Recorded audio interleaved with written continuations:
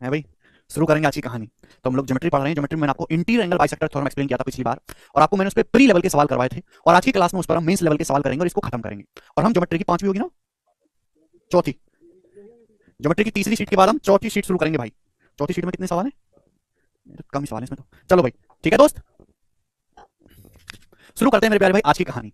मैंने आपसे बोला था कि जब मैंने आपको कंसेप्ट पढ़ा दिया तो अगली क्लास में पढ़ के आया करो। क्या आपने आगे के सवाल करके देखे? क्या आप लोगों ने आगे के सवाल करके देखे? हाँ, 37 नंबर क्वेश्चन से ही करवाऊंगा भाई। नहीं करके देखे आप लोगों ने? चले कोई बात नहीं, कुछ नहीं करते आप लोग, मैं बताता हूं।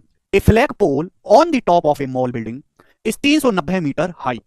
ठीक है। To an observer at a height of 1280 metre the mall building and the pole subtend equal angle theta. If the height of mall building is 890 metre then find the horizontal distance in the observer from the pole. ध्यान से सुनिएगा मेरे प्यारे। पहले तो आप इस सवाल का चित्र बनाना पड़ेगा। देखो, एक मॉल की बिल्डिंग है मेरे प्यारे भाई, एक मॉल की बिल्डिंग है और ये 890 मीटर ऊंची है। कितने मीटर ऊंची है? 890 मीटर। एक मॉल की बिल्डिंग है जो 890 मीटर ऊंची है। समझ में आई बात? आप बोलोगे हाँ जी सर समझ में आई। अब इस मॉल बिल्डिंग के टॉप पर, एक सेकेंड, एक मॉल बिल्डिंग है जो 890 मीटर ऊंची है। अब इस मॉल बिल्डिंग के टॉप पर मेरे दोस्तों इस तरीके से खंबा लगा है, खंबा, खंबा, ठीक है भाई। और ये जो खंबा है ये 390 मीटर ऊंचा है। यहां पर इस तरीके से, सॉरी, झंडा लगा है, झंडा, हमारा झंडा लगा हुआ इस तरीके से, जो कि 390 मीटर ऊंचा है। ठीक है ना, यहां पर इस तरीके से झंडा लगा हुआ है, 390 मीटर ऊंचा है। अब एक ऑब्जर्वर है जो जमीन से 1280 मीटर की हाइट पर है मेरे दोस्तों, जैसे आपकी ये जमीन होगी। अब 890 और 390 कितना होता है? 1280 होता है। इन दोनों का सम कितना है? 1280। अब एक आदमी है जो जमीन से 1280 मीटर की हाइट पर है, तो मेरे दोस्तों आदमी कहां पर होगा? फिर यहीं पर आ जाएगा। आदमी कहां हो जाएगा मेरे प्यारे? बिल्कुल झंडे के बराबर में आ जाएगा कि नहीं? यानी कि आदमी है मेरे प्यारे भाई जो यहां पर है, आदमी की आंख है। समझ में आया? अब सवाल में बोला गया है एक ऑब्जर्वर है जो 1280 मीटर की हाइट पर है, तो जो हाइट है जमीन से 1280 मीटर है। अब आदमी होगा कहां पर भाई? 890 प्लस 390 1280, ये भी 1280 मीटर हो गया।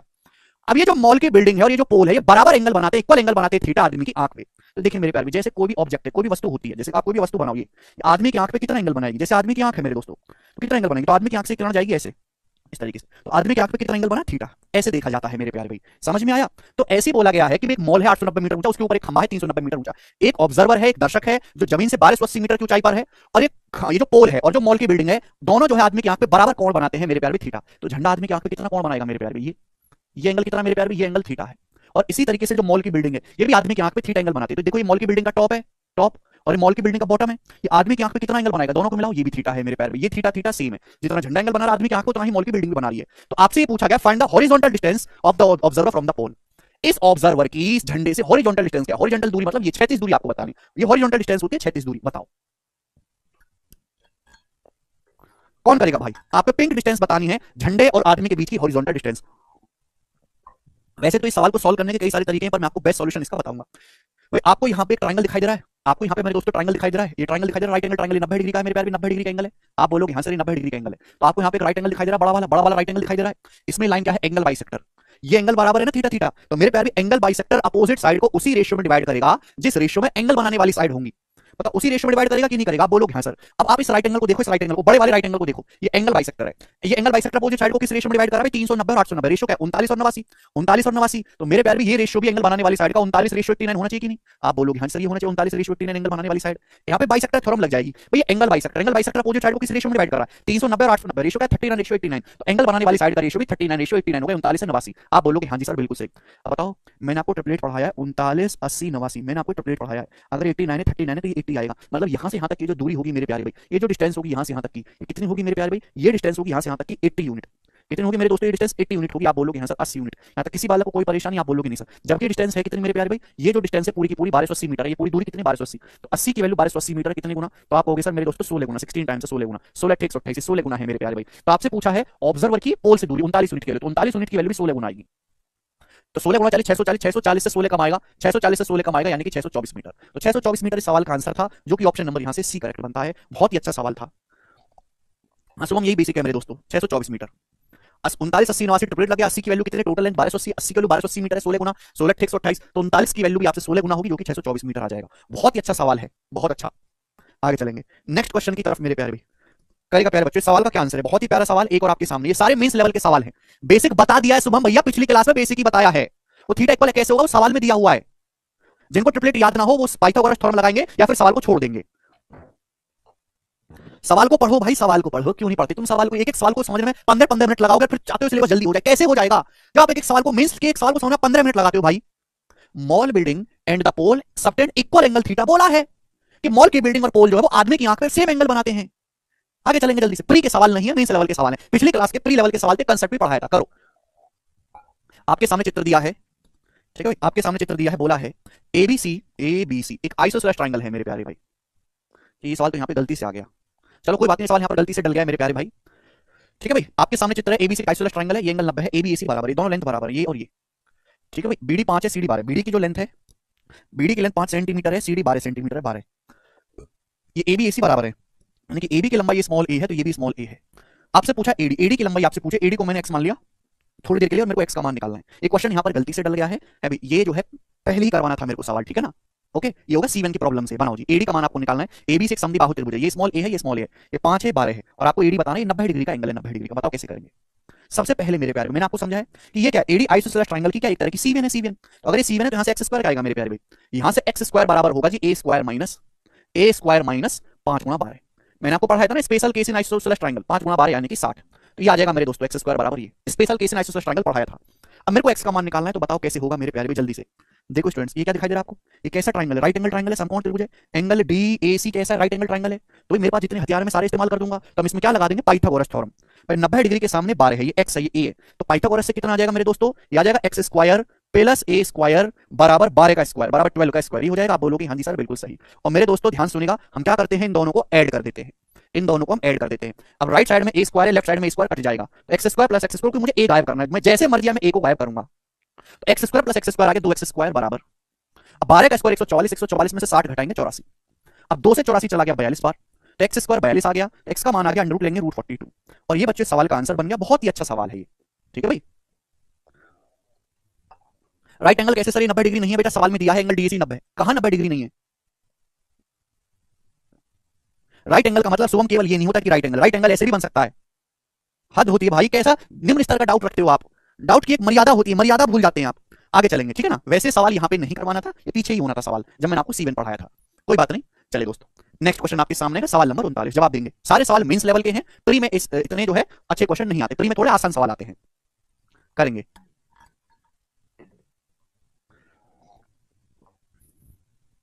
जोड़ा इसलिए जिससे कि ए स्क्वायर कट जाए नितेश, और एक्स स्क्वायर बचे। जो थ्योरम भूल गया वो भैया नहीं समझ पाएगा, थ्योरम ही नहीं याद आपको, C1 थ्योरम बताई थी आइसोसेलेस ट्रायंगल में। अगला क्वेश्चन आपके सामने दिया चित्र, बोला AB 16 सेंटीमीटर है, AC 12 सेंटीमीटर है, BC 21। AB 16 सेंटीमीटर है, AC 12 सेंटीमीटर है, 12, और BC 21 सेंटीमीटर। ये जो है मेरे प्यारे 21 सेंटीमीटर, 21। आपसे पूछा कौन समद्विभाजक AD की लंबाई बताओ। ये AD जो है बच्चों, ये एंगल बाइसेक्टर है, AD एंगल बाइसेक्टर है, ये थीटा तो ये भी थीटा, AD एंगल बाइसेक्टर है, और आपको इस AD की लंबाई निकालनी है। बताओ कैसे करेंगे।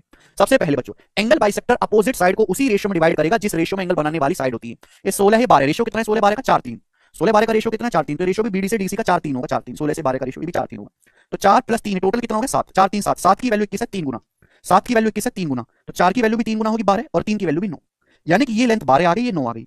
इंटीरियर एंगल बाइसेक्टर थ्योरम पे, इंटीरियर एंगल बाइसेक्टर थ्योरम मैंने लगाई, ये BD 12 आ गया, DC 9 आ गया। और मेरे प्यारे दोस्त, मैंने आपको एंगल बाइसेक्टर की लंबाई निकालने के लिए पिछले क्लास में थ्योरम बताई थी, वो थ्योरम नहीं पढ़ के आयो तो ये लेक्चर बंद करो, पिछला लेक्चर पढ़ो, पहले थ्योरम पढ़ो, फिर यहां पे आना। मुझसे उम्मीद बिल्कुल ना करो कि मैं तुमको दोबारा से थ्योरम बताऊंगा, इतना समय नहीं है, पहाड़ जैसा सिलेबस पढ़ा हुआ है आगे। तो भैया मुझे पहले ये निकाल लिया, फिर मैंने ये निकाल लिया इंटीरियर एंगल बाइसेक्टर थ्योरम से। अब मुझे यहाँ पे एंगल बाइसेक्टर AD की लंबाई निकालनी है, ठीक है भाई। तो AD का स्क्वायर क्या आएगा मेरे दोस्तों, बताओ क्या सिखाया मैंने आपको, एंगल AD का स्क्वायर क्या आएगा 16 गुणा 12 माइनस 12 गुणा 9, ये सिखाया है। AB माइनस MN 16 गुणा 12 माइनस 12 गुणा 9, तो यहां से 12 कॉमन ले लेंगे, ब्रैकेट में बचेगा 16 माइनस 9 7, यानी कि AD का स्क्वायर आ गया 12 7 84। स्टुअर्ट थ्योरम भी लगा सकते हैं, बट थोड़ा लेंथी पड़ जाएगा। एंगल बाइसेक्टर की लंबाई निकालने का और आसान तरीका मैंने सिखाया। तो AD स्क्वायर आ गया 12 7 84, 84 का अंडर रूट आप लेंगे तो √84, AD की लेंथ आ गई, और यही सवाल का आंसर हो गया बी ऑप्शन। बहुत ही इजी सवाल है, बिल्कुल भी मुश्किल जो नहीं है, ठीक है भाई। जब भी ज्योमेट्री पढ़ना है तो थ्योरम पर में याद करके आया करो, बिना थ्योरम करे मत आया करो क्लास में, कोई जरूरत नहीं आपकी, ठीक है ना, कोई जरूरत नहीं आपकी। सवाल नंबर 40, नेक्स्ट क्वेश्चन बताइए जल्दी से। Find the value of x, x का मान आपको निकालना है। बताओ मेरे प्यारे भाई, बहुत ही बेहतरीन क्वेश्चन है। आपके सामने ट्रायंगल दिया है बच्चों, ट्रायंगल ABC, त्रिभुज दिया है ABC। ये मेरे दोस्तों एंगल बाइसेक्टर वाली लाइन एंगल बाइसेक्टर होगी, ये भी अल्फा है, ये भी अल्फा है। अब लिखा हुआ नहीं है, कॉमन सेंस से समझना है कि भाई ये एंगल बाइसेक्टर है B, क्योंकि आधा आधा अल्फा अल्फा। ये लाइन भी एंगल बाइसेक्टर है मेरे प्यारे, देखो बीटा बीटा, ठीक है ना। आपको ये लेंथ दिया है 4, ये लेंथ दिया है 3, ये दिया है 5, ये दिया है x, x आपको पूछा है। बताओ कैसे करेंगे दोस्तों। दो वर्टेक्स पे बाइसेक्टर खींचा गया, एंगल B का और एंगल C का। तो मेरे प्यारे मैंने मान लिया कि माना, देखो BC की भी तो जरूरत पड़ेगी, मैंने इस लेंथ को K मान लिया। मुझे एक्स का मान निकालना है, तो दोनों वर्टेक्स पे, दोनों शीर्षों पे अलग अलग इंटीरियर एंगल बाइसेक्टर थ्योरम लगा दो। ये तो फर्क है, प्री और मेंस के सवाल में ये फर्क है, मुश्किल कोई भी नहीं होता। बस प्री में डायरेक्ट फॉर्मुला लगाने से काम चल जाएगा, मेंस में फॉर्मुले के साथ साथ कॉमन सेंस भी लगाना है, कॉमन सेंस, बुद्धि का इस्तेमाल भी करना है। आप केवल फॉर्मुला रट के सवाल नहीं कर सकते। ये एंगल बाइसेक्टर है, ये ट्रायंगल एबीसी एंगल बी का बाइसेक्टर है, तो एंगल बाइसेक्टर अपोजिट साइड को उसी रेशियो में डिवाइड करेगा जिस रेशियो में एंगल बनाने वाली भुजाएं होंगी। अभी एंगल बी बनाने वाली भुजा ये क्या है, 4 3 7, और ये क्या है के। भाई भुजा क्या है, 7 होगी ना, 3 जमा 4 7, और ये हो गया के। तो 7 से के का रेशियो क्या आएगा मेरे प्यारे भाई, जवाब दो। एंगल बाइसेक्टर जो है अपोजिट साइड के दो टुकड़े कर रहा है, 5 है, ये x है, बराबर 5/x। तो ये हो गया मेरे प्यारे भाई पहला केस। बिल्कुल इसी तरीके से ये जो है, ये एंगल सी का बाइसेक्टर, ये जो है एंगल सी का बाइसेक्टर है। तो एंगल सी बनाने वाली भुजाएं कौन सी है भाई, ये भुजा है 5 + x, ये भुजा है के। तो एंगल सी बनाने वाली साइड का जो रेशियो है 5 + x बटा के, वो किसके बराबर होगा मेरे दोस्तों, अपोजिट साइड के रेशियो में होगा। एंगल सी बनाने वाली साइड 5 + x है और ये है के, और एंगल बाइसेक्टर अपोजिट साइड को उस रेशियो में बांटेगा, 4 है, ये 3 है, 4/3। समझ में आई बात? आप बोलोगे हाँ जी सर बिल्कुल सही बात, अच्छी तरीके से समझ में आ गई है, कोई परेशानी नहीं, ठीक है ना। एंगल सी बनाने वाली साइड ये 5 + x है और ये के है, तो 5 + x बटा के क्या आ जाएगा, ये एंगल बाइसेक्टर दो हिस्सों में बांटा है, 4 में 3 में, 4/3। अब मेरे पास यहां से दो इक्वेशन बन गई, इन दो इक्वेशन को सॉल्व करके एक्स का मान निकालना है। यानी कि मुझे के की जरूरत नहीं है, के को गायब करना है, मुझे एक्स का मान निकालना है, मुझे के की कोई जरूरत नहीं है, के को गायब करना है। के कैसे गायब होगा, अगर मैं इनको जोड़ूंगा घटाऊंगा गुणा करूंगा गायब नहीं होगा। के तब गायब होगा जब मैं इनको भाग करूंगा। तो मुझे सोचना पड़ेगा मेरे प्यारे, के तब गायब होगा जब डिवाइड करेंगे, डिवाइड करेंगे तो के से के कट जाएगा, ये बचेगा 7/5 + x, 7/5 + x। और राइट साइड में क्या होगा भाई, दो फ्रैक्शन को डिवाइड करते हैं ना, 5/x को 4/3 से डिवाइड करते हैं। अगर मैं डिवाइड करूंगा तो ऊपर जाके पलट जाएगा, 4/3 ऊपर जाके पलट जाएगा, 3/4 हो जाएगा मेरे प्यारे, 3/4। समझ में आया? तो आ गया 5 × 15/4x, ये हो जाएगा कि नहीं, नीचे जो है ऊपर जाके पलट जाएगा, 4/3 का उल्टा हो जाएगा 3/4, तो 5 × 15/4x। समझ में आई? आप बोलोगे हाँ जी सर बिल्कुल से। अब बस क्रॉस मल्टीप्लाई कर दो, क्रॉस मल्टीप्लाई। जब मैं क्रॉस मल्टीप्लाई करूंगा तो 4 × 7 = 28x और ये 15x, 28 और 15 का डिफरेंस 13x, बराबर 5 की 15 में गुणा करूंगा 75, तो 13x बराबर 75 है, तो x का मान आएगा 75/13। और यही सवाल का आंसर होगा मेरे दोस्तों, यहां पर ऑप्शन नंबर ए करेक्ट है, 75/30।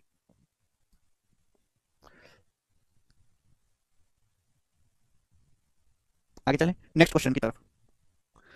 यस, अगला टाइप मेरे दोस्तों आपके सामने आएगा। अगला टाइप क्या, उसी पे सवाल है, इंटीग्रल बाइसेक्टर थ्योरम पे। ठीक है भाई, चलिए 4 सवाल और है, शीट समाप्त होने वाले 4 सवाल। नाउ सवाल नंबर 41, 42, 43 तीनों एक ही वैरायटी के सवाल हैं। और ये क्वेश्चन बनता है मेरे प्यारे भाई, ये क्वेश्चन बनता है आपका किस पे, राइट एंगल ट्रायंगल पे। ठीक है भाई, शुरू करते हैं मेरे दोस्तों। जी मेरे प्यारे भाई सुनिएगा, ट्रायंगल पी क्यू आर में एंगल क्यू 90 डिग्री है। जैसे मेरे दोस्तों आपके सामने ट्रायंगल पी क्यू आर है, एंगल क्यू 90 है, पी क्यू 8 और पी आर 70 है। तो ये हो गया आपके सामने समकोण त्रिभुज पी क्यू आर, जिसमें आपका एंगल क्यू जो है मेरे दोस्तों, यानी कि ये वाला एंगल ये 90 डिग्री का है। अब सवाल में साफ साफ ये भी बोला है कि पी क्यू 8 सेंटीमीटर है, पी आर 17 सेंटीमीटर है, P R 17 centimetre. Angle P का जो बाइसेक्टर है वो साइड क्यू आर से पॉइंट एस पर मिलता है। अब यहाँ पे एंगल पी का जो बाइसेक्टर है मेरे प्यारे भाई, ये बोला एंगल पी का जो समद्विभाजक है, ये एंगल पी का समद्विभाजक है, तो साइड क्यू आर को पॉइंट एस पर मिलता है, एस पर। तो आपसे पूछा है एस आर की लंबाई क्या होगी, ये आपसे पूछा है बच्चों, ये एस आर की लंबाई कितनी होगी बताओ, ये एस आर आपसे पूछा, बनाओ। इतना सा सवाल है, सवाल बिल्कुल भी मुश्किल नहीं है, करेंगे बच्चों। ये राइट एंगल ट्रायंगल है भाई, ये 8 है, ये 17 है, तो कितना आ जाएगा, 15 आ जाएगा, 8 15 17 ट्रिपलेट। भाई पूरी लेंथ यहां से यहां तक कितनी होगी, 15 सेंटीमीटर होगी कि नहीं होगी, ये पूरी लेंथ कितनी होगी, 15 सेंटीमीटर, 8 है 17 15, बोलो यस और नो जवाब दो। ठीक है भाई, अब मेरे दोस्तों एंगल बाइसेक्टर है, एंगल बाइसेक्टर अपोजिट साइड को उसी रेशियो में डिवाइड करेगा जिस रेशियो में एंगल बनाने वाली भुजाएं होंगी। अगर एंगल बनाने वाली भुजाएं 8 17 है, तो क्यूएस से एसआर का रेशियो भी 8:17 होगा, होगा कि नहीं होगा। तो ये एसआर कितना आ जाएगा मेरे दोस्तों, एसआर कितना आ जाएगा भाई, टोटल है यहां पर ध्यान सुनेगा, टोटल है 8 और 17 25, टोटल है जी ये 25 यूनिट, 8 + 17 25। अब 25 की वैल्यू सवाल में 15 सेंटीमीटर है, कितने गुना, 25 छिक्का 150 होता है, 0.6 गुना, 25 की 0.6 में गुणा करेंगे 15 आता है, एस आर है 17 यूनिट, तो 17 की वैल्यू भी 0.6 गुना होगी, 17 छिक्का 102, 10.2। वैसे भी 17 का मल्टीपल आएगा, एक ही ऑप्शन 17 का मल्टीपल था, ऑप्शन से भी कर सकते, 17 का मल्टीपल एक ही ऑप्शन है, बात खत्म। बात समझ में आई? आप बोलोगे हाँ जी सर, अच्छा ठीक है। देखो ये सवाल है, प्री का ही सवाल है बच्चों, ये तो प्री का ही क्वेश्चन। अब इस सवाल में ये भी पूछा जाता है कि पीएस की लंबाई क्या होगी, पीएस की लंबाई, सवाल में भी पूछा जाता है कि पीएस की लंबाई क्या होगी, पीएस की, यानी कि इस एंगल बाइसेक्टर की लंबाई क्या होगी, ये भी क्वेश्चन एग्जाम में आता है। अब मेरी बात को जरा गौर से सुनेगा, वैसे आप इस सवाल में एंगल बाइसेक्टर की लंबाई का फॉर्मूला लगा सकते हैं, आप ये लेंथ निकालो, आप ये लेंथ निकालो, और एंगल बाइसेक्टर की लंबाई का क्या लगा लो फॉर्मूला। लेकिन मेरे प्यारे भाई मैं ध्यान सुनिए, स्पेशल सवाल है, आपको निकालना है पीएस, पीएस क्या है, राइट एंगल ट्रायंगल है, पीक्यूएस के सामने, पीक्यूएस के सामने अगर मुझे क्यू से एस तक की लेंथ पता लग जाए, अगर मुझे ये लेंथ पता लग जाए तो पाइथागोरस थ्योरम से डायरेक्ट निकाल पाऊंगा पीएस। तो मुझे क्यूएस पता लगाना है, टोटल लेंथ कितनी है, ये टोटल लेंथ है 8 और 17 25, 25 में से मुझे कितना पार्ट लेना है, 8 पार्ट लेना है 15 का, 15 सेंटीमीटर का कितना हिस्सा लेना है भाई, टोटल लेंथ है 8 और 17 25, 25 में से कितना लेना है 8 पार्ट, कितने का 15 सेंटीमीटर का, तो 5 × 15 5 × 25 ये आ गया 8 × 3/5, कितना आ जाएगा मेरे दोस्तों 8 × 3/5 सेंटीमीटर। तो ये जो लेंथ आएगी 8 × 3/5 सेंटीमीटर आएगी, 8 × 3/5 सेंटीमीटर। समझ में आई बात? आप बोलोगे हाँ सर आएगी, 8 × 3/5 आएगी, आएगी कि नहीं? अरे भैया टोटल 8 17 25 हो गया, 25 में से 8 पार्ट लेना है 15 सेंटीमीटर का, तो 5 × 15 5 × 25 8 × 3/5 आ गया, बोलो हाँ। अब मेरे को निकालना है ये पीएस। अब भैया ये 90 डिग्री, तो पाइथागोरस थ्योरम लग जाएगी। भाई पाइथागोरस लगाने का भी आसान तरीका सिखाया है। 8 यहाँ भी 8 यहाँ भी है, तो ये 8 का 1 गुना है, या 8 का 3/5 गुना है, तो 8 तो आना ही आना है। मैंने क्या सिखाया, 8 यहाँ भी है 8 यहाँ भी है, तो 8 तो आएगा ही आएगा। केवल 1 और 3/5 पे पाइथागोरस लगा लेंगे, 1 और 3/5 पे, तो √1 का स्क्वायर 1 और 3/5 का स्क्वायर 9/25। तो ये आ जाएगा पीएस, आ जाएगा आपका 25 एकम 25 34, 8√34/3, 8√9/3 आ जाएगा, ये पीएस की लंबाई होगी। 8√34/3। समझ में आया? बहुत बेहतरीन सवाल है मेरे प्यारे भाई। लक्ष्य करें डायरेक्ट 15 - 10.2 करेंगे ना रे गधा। जब हमको पीएस निकालना होगा तो मैं एसआर क्यों निकालूंगा, मैं तो डायरेक्ट क्यूएस निकालूंगा। तो 8√34/3 इस सवाल का आंसर आएगा। 8√34/5, सॉरी 8√34/5 आएगा। पाइथागोरस थ्योरम लगाइए, जिस बच्चे को नहीं आया है वो पाइथागोरस थ्योरम पढ़ो दोबारा से, उसे पाइथागोरस थ्योरम नहीं आती। ठीक है जी, 8√34/5 आएगा। अगला सवाल, एक और क्वेश्चन है, लगभग लगभग ऐसा ही सवाल है, हल्का सा चेंज है। जरा मुझे करके बताओ इस सवाल का आंसर क्या होगा। लगभग लगभग ऐसा ही सवाल है, हल्का सा चेंज है, बनाओ। साकेत नहीं समझो तो भाई ये लेक्चर कर दीजिए बंद और दोबारा से पढ़ो पाइथागोरस थ्योरम जाके, दोबारा से करो जी सवाल का आंसर 42वां।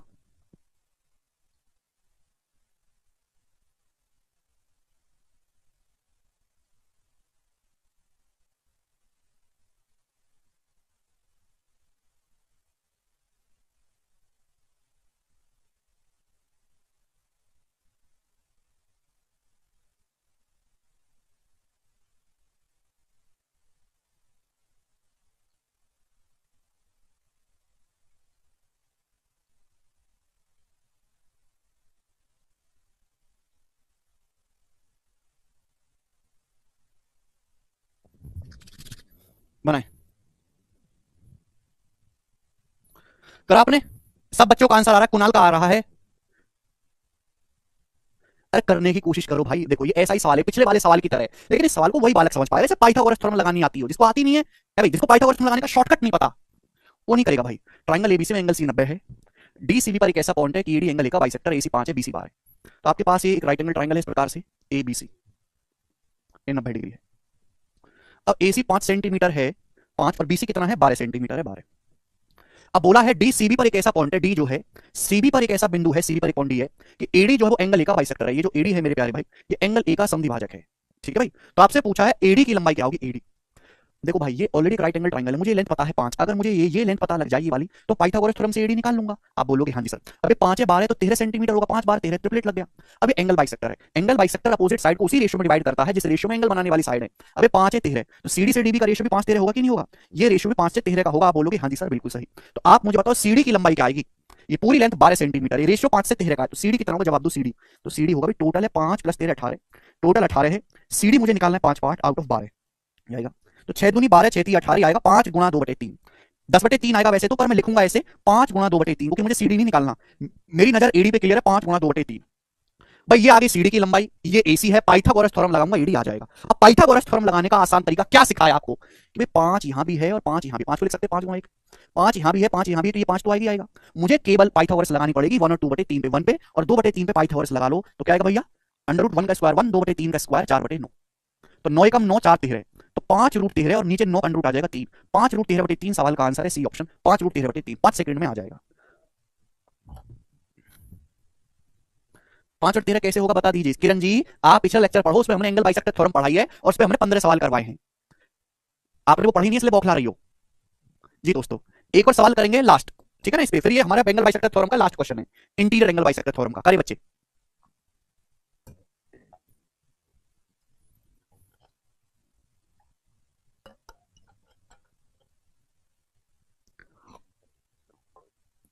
बिल्कुल निकाल सकते सिद्धांत। ट्राइंगल एबीसी में एंगल एबीसी 90 है, CD is angle bisector of angle ABC, CD जो है वो एसीबी का एंगल बाइसेक्टर है। ठीक है भाई, एडी 4 है, बीडी 3 है, तो आपसे पूछा है सीडी क्या होगा। ओके, बहुत बेसिक सवाल लग रहा है। ट्राइंगल एबीसी में एबीसी 90 है, सीडी एसीबी का बाइसेक्टर है, तो मैं सी को ऊपर ले लेता हूं। तो ये हो गया मेरे प्यारे भाई एक राइट एंगल ट्राइंगल एबीसी जिसमें एंगल एबीसी 90 है। ठीक है भाई, और ये जो सीडी है कौन एसीबी का बाइसेक्टर है, सीडी जो है एंगल बाइसेक्टर है, सीडी लाइन सीडी जो है कौन एसीबी का द्विभाजक है। सवाल में बोला एडी की लंबाई 4, बीडी की लंबाई 3, एडी की लंबाई 4 सेंटीमीटर बोली है और बीडी की लंबाई 3 सेंटीमीटर बोली है, 3 सेंटीमीटर। तो आपसे पूछा है सीडी का मान बताओ, सीडी का मान आपसे पूछा है क्या होगा, कौन करके बताएगा इस सवाल को, सीडी का मान। सीडी एंगल बाइसेक्टर है और इस सवाल में कुछ भी नहीं दिया। काफी अच्छा सवाल है मेरे प्यारे भाई, बहुत बेहतरीन क्वेश्चन है, बनाएंगे। देखो बच्चों, अगर ये एंगल बाइसेक्टर है, मैंने आपको पढ़ाई है आंतरिक कोण समद्विभाजक प्रमेय, और पढ़ाई नहीं कल 15 सवाल भी करवाए उस थ्योरम पे, 1 2 नहीं 15। ये आंतरिक कोण समद्विभाजक है, एंगल बाइसेक्टर अपोजिट साइड को उसी रेशियो में डिवाइड करेगा जिस रेशियो में एंगल बनाने वाली साइड। अगर 3-4 सेंटीमीटर 3 सेंटीमीटर 4 सेंटीमीटर, तो ये एंगल सी बनाने वाली भुजाओं का रेशियो भी 3-4 होगा। ये एंगल सी बनाने वाली भुजाओं का रेशियो भी 3:4 होगा। मेरे प्यारे भाई, ये रेशियो होगा इन दोनों का, इसलिए मैंने ऊपर सर्कल लगाया है, सर्कल, इसलिए मैंने ऊपर यहाँ पे सर्कल लगाया है, सर्कल, है ना। ये एग्जैक्ट वैल्यू नहीं है, ये तो इनका रेशियो है 3-4। समझ में आया? सब बच्चों का आंसर आ गया 90% बालकों का, वेरी गुड। अगर मुझे क्वेश्चन सॉल्व करना है सीडी निकालने के लिए, मेरे पास ये ऑलरेडी है, तो मुझे केवल ये पता करना है बीसी। अगर बीसी की लेंथ पता चलेगी तो पाइथागोरस से सीडी आ जाएगा। बेसिक है भूपेंद्र, आप पढ़ते नहीं है बेसिक से भाई भूपेंद्र। आंतरिक कोण समद्विभाजक प्रमेय आती भूपेंद्र? तुम्हें आती है? पढ़ी तुमने? ये 3 सेंटीमीटर 4 सेंटीमीटर, ये एंगल बनाने वाली साइड का रेशियो भी 3-4 होगा। 3-4 होगा कि नहीं होगा? अब आप बताओ, मुझे क्वेश्चन अगर सॉल्व करना है तो बीसी पता करना पड़ेगा। अब 90 डिग्री के सामने 4 है, ये 3 है, तो पाइथागोरस से कितना आएगा? पाइथागोरस से कोई ट्रिपलेट तो बन नहीं रहा, ये कोई ट्रिपलेट ही बनना है यहाँ पर। 90 के सामने 4 है, ये 3 है, तो पाइथागोरस से आ जाएगा भाई √4 स्क्वायर -3 स्क्वायर, ये आएगा पाइथागोरस से एबी की लंबाई। तो 16 - 9 7, √7, तो √7 आ जाएगा मेरे प्यारे, √7। ये √7 आ गया। बोलो कोई प्रॉब्लम? कोई प्रॉब्लम? आप बोलोगे हाँ सर। अब ये लेंथ कितनी है? 7 सेंटीमीटर, 3 4 7, ये लेंथ है 7 सेंटीमीटर, एबी कितना है? 7 सेंटीमीटर, तो √7 की वैल्यू 7 सेंटीमीटर है, 7 सेंटीमीटर। समझ में है भाई? भाई पूरी लेंथ कितनी है? ए बी 7 सेंटीमीटर है, तो √7 की वैल्यू 7 सेंटीमीटर है, कितने गुना? √7 गुना। √7 की √7 में गुना करेंगे तो 7 सेंटीमीटर आएगा, √7 की √7 में गुना करेंगे 7 सेंटीमीटर आएगा। तो 3 यूनिट की वैल्यू भी मेरे दोस्तों √7 गुना होगी, यानी कि ये लेंथ आएगी मेरे प्यारे भाई, बीसी आएगा 3√7 सेंटीमीटर। तो बीसी की जो लंबाई है वो 3√7 सेंटीमीटर आएगी, 3√7। 3 4 5 ट्रिपलेट नहीं लगेगा यहाँ पर। 3 4 5 कब लगेगा बाबलो? जब ये 5 हो और ये 3 हो और ये 4 हो, ये सबसे बड़ी भुजा 5 बननी चाहिए। यहाँ ऐसा है क्या? नहीं। पढ़ते तुम हो नहीं यार, तुमको ट्रिपलेट याद नहीं, कुछ याद नहीं। यानी कि ये लेंथ आ गई 3√7 सेंटीमीटर, ये लेंथ है 3 सेंटीमीटर। 3 सेंटीमीटर का मतलब होता है 3 गुणा 1, 3 गुणा 1। आपको निकालना है सीडी। कैसे निकालेंगे सीडी? पाइथागोरस थ्योरम से। अब बताओ, 3 यहां पर भी है, 3 यहां पर भी है, 3 तो आएगा ही आएगा। पाइथागोरस लगाएंगे तो क्या आएगा मेरे प्यारे भाई? ये √7 है, √7 का स्क्वायर 7, ये 1 है, 1 का स्क्वायर 1, 7 + 1 8, 3√8। √8 का मतलब होता है 2√2, √8 का मतलब होता है 2√2। तो सीडी की लंबाई आएगी 3 गुणा 2√2, 6√2 सेंटीमीटर। सवाल का आंसर है बी ऑप्शन, 6√2, 6√2। बहुत ही अच्छा सवाल है ये, ठीक है भाई। पाइथागोरस थ्योरम और इंटीरियर एंगल बाइसेक्टर थ्योरम पर परफेक्ट क्वेश्चन है, ठीक है भाई। पढ़ के आना चाहिए। सर 7 24 25 ट्रिपलेट क्यों नहीं लगा? बेटा एक ही भुजा तो 7 दिया, ये थोड़ा ना दिया, ऐसा थोड़ा ना कि जहां तुमको 7 दिखे 24 25 हो जाएगा, ऐसा नहीं होता है, ऐसा नहीं होता है भाई। 7 24 25 तो तब लगाएंगे ना जब आपको ये 7 और ये 25 दिया हो, तब ये 24 होगा। ऐसा थोड़ा ना कि कहीं भी 7 दिखा लगा दिया 7 24 25, ऐसे नहीं होता। ये सब चीजें आपको, जब मैं बेटा पूरे 1 घंटे की क्लास लिए मैंने पाइथागोरस थ्योरम की, 1 घंटे तक मैंने आपको ट्रिपलेट समझाया था। 1 घंटे से कहा था कि पाइथागोरस थ्योरम कैसे लगाते हैं, उसमें आप क्या क्या गलतियां करोगे, और ये भी मैंने एग्जांपल देके समझाया था, पर तुम सुने ही नहीं, तुम पढ़े ही नहीं। क्या करें बताओ हम?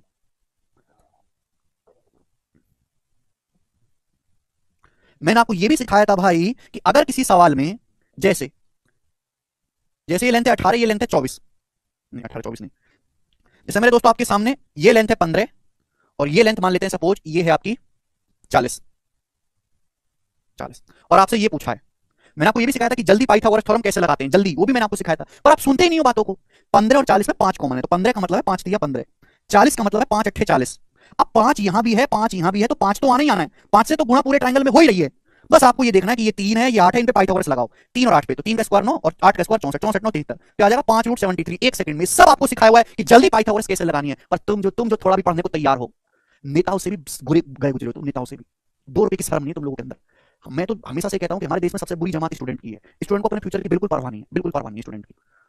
लोग कहते हैं हमारे देश के नेता बुरे हैं, अधिकारी बुरे हैं, सरकारी लोग बुरे हैं, ना, सबसे बुरे स्टूडेंट है। स्टूडेंट पढ़ते ही नहीं है, अपने फ्यूचर की बर्बादी के लिए खुद ही जिम्मेदार है। 5-6 करोड़ जो बेरोजगार घूम रहे हैं, इनमें किसी और की हिस्सेदारी नहीं, वो खुद अपनी हरकतों के कारण बेरोजगार है। क्योंकि जितना टैलेंट चाहिए, जितनी पढ़ाई करनी चाहिए, जितनी काबिलियत चाहिए नौकरी के लिए, उनमें है ही नहीं, तो बेरोजगारी रहेंगे जिंदगी भर। अब जब तुमको एक 1.5 घंटे सिखाता हो तो कहां मर जाते पता नहीं। करेंगे सवाल नंबर 44।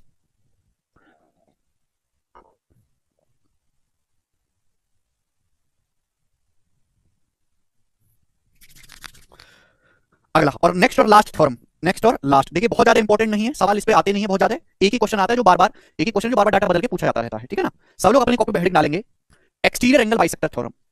जैसे हमने इंटीरियर बाइसेक्टर थ्योरम पढ़ा ना, वैसे एक्सटीरियर भी होती है, exterior angle bisector theorem, exterior angle bisector theorem. Hindi वाले भाई लिखेंगे बाइसेक्टर थ्योरम। बाह्य कोण समद्विभाजक प्रमेय, हिंदी वाले भाई लिखेंगे बाह्य कोण समद्विभाजक प्रमेय, बाह्य कोण समद्विभाजक प्रमेय, एक्सटीरियर एंगल बाइसेक्टर थ्योरम, बाह्य कोण समद्विभाजक प्रमेय, बाह्य कोण समद्विभाजक प्रमेय, ठीक है ना। जैसे कि इसके नाम से ही क्लियर हो गया मेरे प्यारे भी कि इसमें आपको एंगल बाइसेक्टर नहीं खींचना, एक्सटीरियर बाइसेक्टर खींचना है। तो बच्चों जैसे हमने आपके सामने एक ट्राइंगल बनाया है स्टूडेंट ABC, हमने आपके सामने त्रिभुज ABC बनाया, ठीक है भाई। यह है इंटीरियर एंगल एट वर्टेक्स से शीर्ष ए पर बना आंतरिक कोण। आप इसको आगे बढ़ाओगे मेरे प्यारे भी, आगे यह एक्सटीरियर एंगल एट वर्टेक्स ए, यह बाह्य कोण eight vertex, exterior angle eight vertex ए। समझ में आया? आप बोलोगे हाँ जी सर बिल्कुल सही, एक्सटीरियर एंगल एट वर्टेक्स ए। आपने इस एंगल का बाइसेक्टर खींचा, आपने इस एंगल का मेरे प्यारे भी क्या खींचा? बाइसेक्टर खींचा। आपने इस एंगल का मेरे प्यारे स्टूडेंट्स क्या खींचा है? बाइसेक्टर खींचा है, बाइसेक्टर। बात समझ में? आप बोलोगे हाँ सर। और ये जो बाइसेक्टर है मेरे प्यारे भाई, ये साइड बीसी को तो मिला नहीं, ये साइड बीसी को आगे बढ़ाने पर मिला है। ये साइड बीसी को जब आगे बढ़ाते हैं तो जाके मिलता है मेरे दोस्तों यहां पर पॉइंट डी पर, ये वाला आपका पॉइंट डी है। समझ में आया मेरे दोस्त? आप बोलोगे हाँ जी सर समझ में आया है, ठीक है ना। तो सबसे पहले चित्र समझेंगे, इसलिए मैं हमेशा चित्र को बहुत गहराई से समझाता हूं। चित्र समझना बहुत जरूरी है कि जो बालक चित्र ही नहीं समझेगा, जो थ्योरम का स्टेटमेंट ही नहीं समझेगा, वो थ्योरम लगा ही नहीं पाएगा। बच्चे केवल फॉर्मूला याद कर रहे हैं, फॉर्मूला तो कोई भी याद कर सकता है, फॉर्मूला याद करने से नहीं होता कुछ भी। फॉर्मूला लगेगा कहां, किस जगह लगेगा, क्यों लगेगा, ये जानना बहुत जरूरी है जी। तो भाई हमने आपके सामने यहां पर एक ट्राइंगल बनाया है ABC, ये एक एक्सटीरियर एंगल है, हमने एक्सटीरियर एंगल का बाइसेक्टर खींचा है जो साइड BC को आगे बढ़ाने पर पॉइंट डी पर मिलता है, साइड BC को आगे बढ़ाने पर मिलता है पॉइंट डी पर। समझ में आया मेरे प्यारे बच्चों? आप बोलोगे हाँ जी सर समझ में आया है। तो थ्योरम देखो जैसा पिछले इंटीरियर एंगल बाइसेक्टर थ्योरम में था, वहां भी ऐसा ही है कि किसी भी ट्राइंगल का एक्सटीरियर बाइसेक्टर अपोजिट साइड को उसी रेशियो में डिवाइड करेगा जिस रेशियो में एंगल बनाने वाली साइड होंगी। ये हमने एंगल ए का एक्सटीरियर बाइसेक्टर खींचा है। अब एंगल ए बनाने वाली साइड कौन सी है? ये साइड AB है और ये साइड AC है। तो एंगल ए बनाने वाली साइड है AB और AC। अभी हमने एंगल ए का एक्सटीरियर बाइसेक्टर खींचा, एंगल ए बनाने वाली भुजाएं AB और AC हैं। तो AB से AC का रेशियो क्या होगा मेरे प्यारे भाई? जवाब दीजिएगा, बराबर किसके होगा? तो आप कहोगे सर AB से AC का रेशियो होगा, ये एंगल बाइसेक्टर जो है साइड BC को आगे बढ़ाने पर पॉइंट डी पर मिलता है। तो AB से AC का रेशियो देखो, AB से पॉइंट डी की दूरी क्या है? AB से पॉइंट डी की दूरी क्या है? BD बटे ये AC है। AC से पॉइंट डी की दूरी क्या है? DC। AC से पॉइंट डी की दूरी क्या है? CD, BD बटा CD। ये है मेरे प्यारे। जैसे इंटीरियर एंगल बाइसेक्टर थ्योरम थी, बिल्कुल वैसे ही एक्सटीरियर एंगल बाइसेक्टर थ्योरम है। बस फर्क ये है कि वहां point D AD angle bisector अंदर था, यहां बाहर है। हमने एंगल ए का बाह्य कोण समद्विभाजक खींचा है, तो एंगल ए बनाने वाली भुजाएं कौन सी हैं? AB और AC। ये एक्सटीरियर बाइसेक्टर साइड BC को आगे बढ़ाने पर पॉइंट डी पर काट रहा है, तो हम पॉइंट डी से ही दूरी लेंगे। पॉइंट डी से साइड AB की दूरी है BD, पॉइंट डी से साइड AC की दूरी है CD, बराबर BD बाई CD। ये थ्योरम है। समझ में आया? आप बोलोगे हाँ जी सर आया है, ये थ्योरम है, ठीक है भाई। कोई पैसे की परेशानी नहीं है। एक बात और ध्यान रखिएगा, यहां पर हमने एंगल ए का बाइसेक्टर खींचा है जो कि इस तरफ है, इस तरफ, यानी कि मेरे प्यारे भाई यहां पर AB का जो मान है वो AC से बड़ा होगा। AB की जो वैल्यू है AC से बड़ी होगी मेरे प्यारे भाई। देखो जैसे मैं आपके सामने ट्रायंगल ऐसे बना लेता हूं, ऐसे कि 3 है, 7 है, 5 है, ऐसे मैंने बना लिया है मेरे प्यारे भाई। अब मैं ये ट्रायंगल है ABC, ठीक है। अब मैं इसका बाइसेक्टर खींचना चाहता हूं, बाइसेक्टर मैंने इसको आगे बढ़ाया, तो बाइसेक्टर मेरे प्यारे भाई ये बन गया एक्सटीरियर एंगल। अब मैं खींचता हूं मेरे दोस्त, ये मैं इसका बाइसेक्टर खींचता हूं, ये बाइसेक्टर क्या कभी जिंदगी में BC को मिलेगा ना? ये बाइसेक्टर कभी भी जिंदगी में BC को नहीं मिलेगा, कभी भी नहीं मिलने वाला। तो मेरे दोस्तों बुद्धि इतनी भी लगानी पड़ेगी, मैं बहुत डिटेल में कंसेप्ट को समझाता हूं कि भुजा जो है ये वाली बड़ी है 7, तो आपको इसको ऐसे आगे बढ़ाना। ये भी तो एक्सटीरियर एंगल है। अरे चाहे एंगल ये वाला खींचो चाहे एंगल खींचो, दोनों ही बराबर हैं, दोनों ही एक्सटीरियर एंगल एट वर्टेक्स से हैं, दोनों ही एक्सटीरियर एंगल एट वर्टेक्स से हैं, कोई भी खींचो। आप बोलोगे हाँ सर कोई भी खींच लीजिए। तो मेरे प्यारे भाई ये एक्सटीरियर एंगल ये वाला आप खींचोगे ना तो जाके आपको आगे बढ़ाने पर मिलेगा। समझ में आया? ठीक है जी। आप बोलोगे हाँ जी सर समझ में आया है, ठीक है। यानी कि यहाँ पे AB से AC का रेशो BD बाई CD, सी बात है BD बड़ा है CD छोटा है, ऊपर बड़ा है नीचे छोटा है, तो AB बड़ा है AC छोटा है, AB बड़ा है AC छोटा है।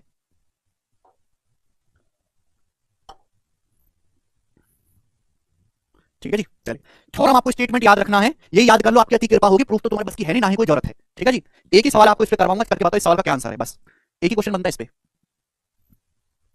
44वां।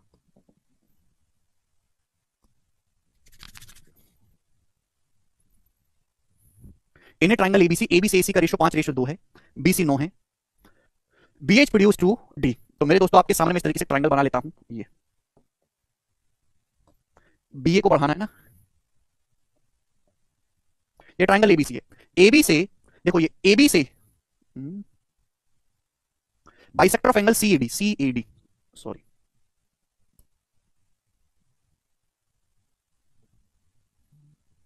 ये हो गया, ठीक है ना। AB से AC का रेशो 5:2 है, AB से AC का। BC आपका 9 सेंटीमीटर, BC स्टूडेंट्स आपका 9 सेंटीमीटर है। BA को आगे बढ़ाया जाता है D तक, BA को आगे बढ़ाया जाता है पॉइंट D तक, मैंने आगे बढ़ाया और ये एंगल बन गया CD, ये एंगल CAD है। कौन CAD का जो समद्विभाजक है वो बढ़ाई BC से पॉइंट E पर मिलता है, तो CAD का हमने खींचा बाइसेक्टर, इस एंगल CAD का हमने खींचा बाइसेक्टर, और ये जो बाइसेक्टर है ये BC को आगे बढ़ाने पर, साइड BC को आगे बढ़ाने पर कहां पर मिलता है? पॉइंट E पर मिलता है। आप बोलोगे सर BC को आगे बढ़ाने पर। आपसे पूछा है CE की लंबाई क्या होगी, CE की लंबाई। AB से AC का रेशो 5:2 है, AB से AC का रेशो 5:2 है, साइड BA को आगे बढ़ाया, ये एंगल CD का बाइसेक्टर खींचा है हमने, साइड BC को आगे बढ़ाने पर E पर मिलता है। आपसे CE की लंबाई पूछिए, कुछ भी नहीं है, एक सेकंड का सवाल। अगर AB से AC का रेशो 5:2 है तो पॉइंट E से B तक की दूरी और पॉइंट E से C तक की दूरी का रेशो भी 5:2 होगा। ये रेशियो 5:2 होना चाहिए कि नहीं होगा? एक्सटीरियर एंगल बाइसेक्टर थ्योरम से। अभी एंगल बाइसेक्टर अपोजिट साइड को उसी रेशियो में डिवाइड करेगा जिस रेशियो में एंगल बनाने वाली भुजाएं होती हैं। है भाई, ये एबी से एसी का रेशो 5:2 है, तो ईबी से ईसी का रेशो भी 5:2 होगा, तो कितना बचा है? 5 यूनिट है, 2 यूनिट है, तो बचा 3 यूनिट, 5 माइनस 2 3 यूनिट, 5 में से 2 माइनस कर देंगे, 3 यूनिट की वैल्यू 9 सेंटीमीटर है, 3 गुना, तो 2 यूनिट की वैल्यू भी 3 गुना आएगी, 6 सेंटीमीटर, तो सी जो है वो आपका 6 सेंटीमीटर होगा। सी ऑप्शन सवाल का आंसर है, बात खत्म।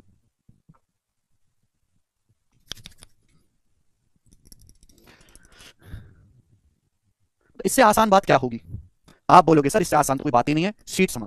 तो ये थी मेरे दोस्तों ज्योमेट्री की शीट 3, जिसमें मैंने आपको sine rule, cosine rule, interior angle bisector theorem, external bisector theorem, Stewart theorem, special case in isosceles triangle, ये सब समझाया। अब ज्योमेट्री की शीट नंबर 4 है मेरे दोस्तों, छोटी सी शीट है ना, एक दो क्लास में खत्म हो जाएगी। 21 सवाल है शीट में, 21 क्वेश्चन। शुरू करते हैं मेरे प्यार में, 21 सवाल है, बनाएंगे मेरे दोस्त।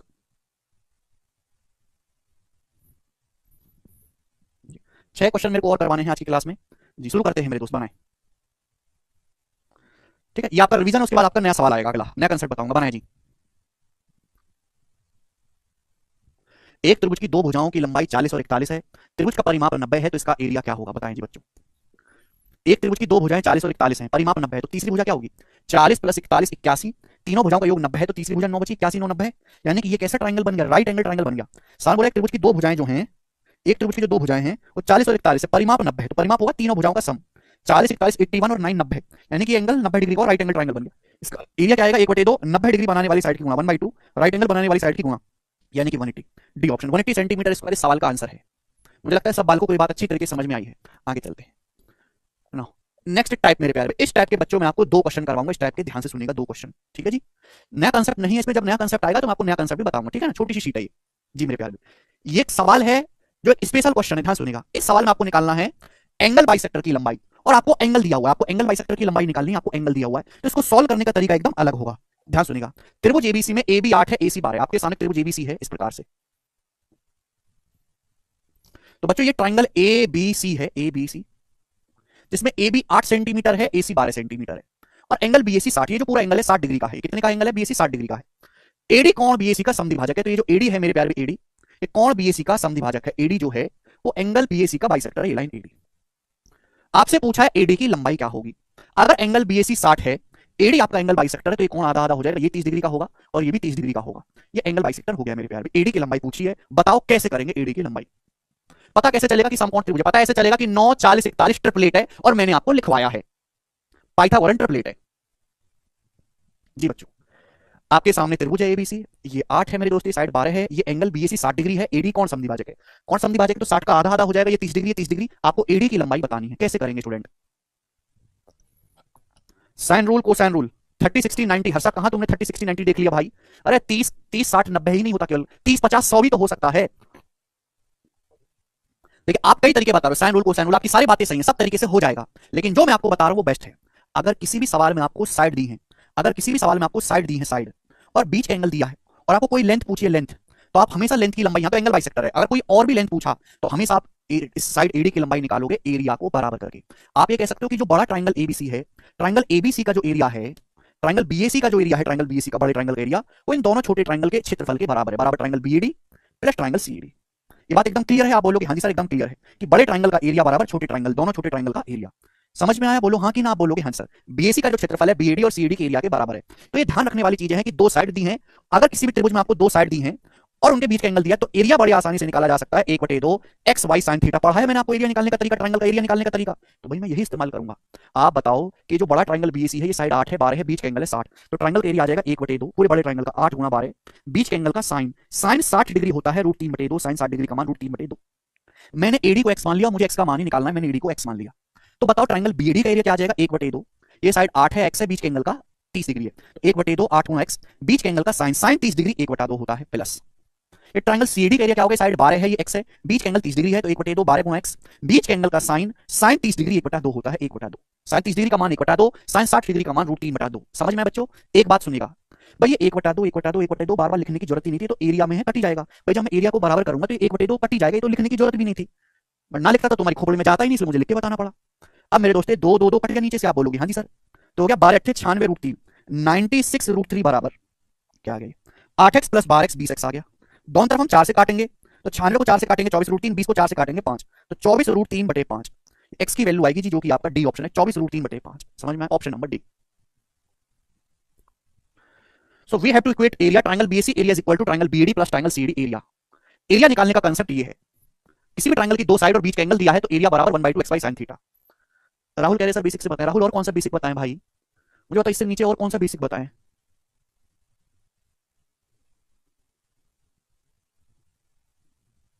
4 से काटा यहाँ पे 96 को 4 से 24 और ये हो जाएगा 5, तो 24√3/5। समझ में आया? ठीक है भाई। देखो ये सब जो लाइन है ना ये पेपर में लिखनी नहीं है, ये मैं आपको समझाने के लिए लिखता हूं, केवल समझाने के लिए। केवल एरिया को बराबर करना, एरिया का फॉर्मूला याद किया है मैंने, पढ़ा है एरिया का फॉर्मूला, केवल एरिया को बराबर कर दिया, बात खत्म। ठीक है भाई। इसलिए आसान इसलिए होगा कि मुझे ये कौन पता था, ये कौन पता नहीं होता भैया तो फिर बहुत दिक्कत होती। ठीक है, 1/2 कट ही जाएगा ये तो, ये 1/2 तो कट ही जाएगा यहां पर। ठीक है भाई। चले एक सवाल और करेंगे ऐसा ही, बिल्कुल ऐसा ही सवाल, सवाल नंबर 3 जो कि पूछा गया है सीडीएस के पेपर में। सवाल नंबर 3 बनाएंगे, सीडीएस के एग्जाम में बनाओ। बनाए बच्चा कह रहा कोसाइन ए स्क्वायर एन प्लस बी। देखो भाई मेरी बात सुनो, मेरी बात सुनो। स्टुअर्ट थ्योरम क्यों नहीं लगाओगे, ये दोनों लंबाई नहीं देगी, जब ये दोनों लंबाई दी नहीं गई तो स्टुअर्ट थ्योरम नहीं लगेगी। कोसाइन रूल लगाओगे, कोसाइन रूल से क्या पता चलेगा, ये थोड़ा ना आएगा आईडी। कोसाइन रूल लगाओगे, ये साइड एंगल दिया, कोसाइन रूल से बीसी निकालोगे, कोसाइन रूल से निकलेगी बीसी की लंबाई, फिर बीसी के बाद निकालोगे बीडी और डीसी एंगल बाइसेक्टर थ्योरम से, फिर लगाओगे एंगल बाइसेक्टर की लंबाई का फॉर्मूला। इतनी मेहनत हो जाएगी कि सवाल को बीच में छोड़ दोगे। साइन रूल लगेगा नहीं क्योंकि यहाँ पे एक ही एंगल दिया हुआ है, बाकी दोनों एंगल नहीं दिए हुए हैं। तो थोड़ा ना दिमाग लगाया करो, केवल तोते की तरह थ्योरम मत पढ़ो। कोसाइन रूल कैसे लगेगा आप सोचो कि क्यों लगेगा, क्यों लगेगा कोसाइन रूल से, ये निकल पाएगा नहीं, कैसे निकलेगा बताइए भाई। मुझे बीसी का मान नहीं पता है, बीसी का मान पता ही नहीं है। अगर बीसी का मान पता होता तो भैया मैं ये सब नहीं करता एरिया को बराबर, फिर मैं लगाता फॉर्मूला एंगल बाइसेक्टर की लंबाई का। बीसी की वैल्यू नहीं पता है इस सवाल में।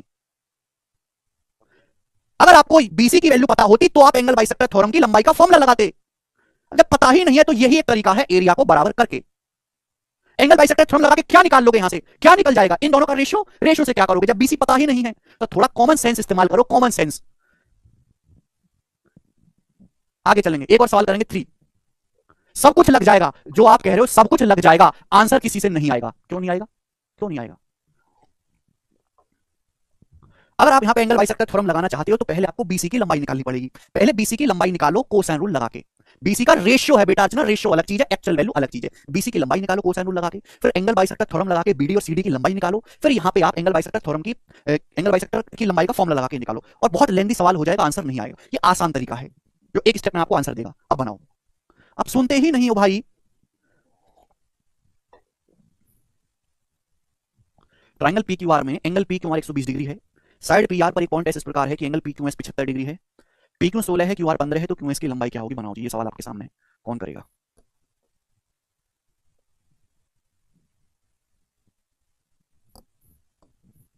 चलो, आपके सामने ट्राइंगल इस प्रकार से पी क्यू आर, ये ट्राइंगल है पी क्यू आर, ठीक है जी, पी क्यू आर, इसमें ये angle P Q R 120 degree का ये एंगल बोला, P Q 16 Q R 15, P Q की लंबाई 16 है, क्यू आर की लंबाई 15 है।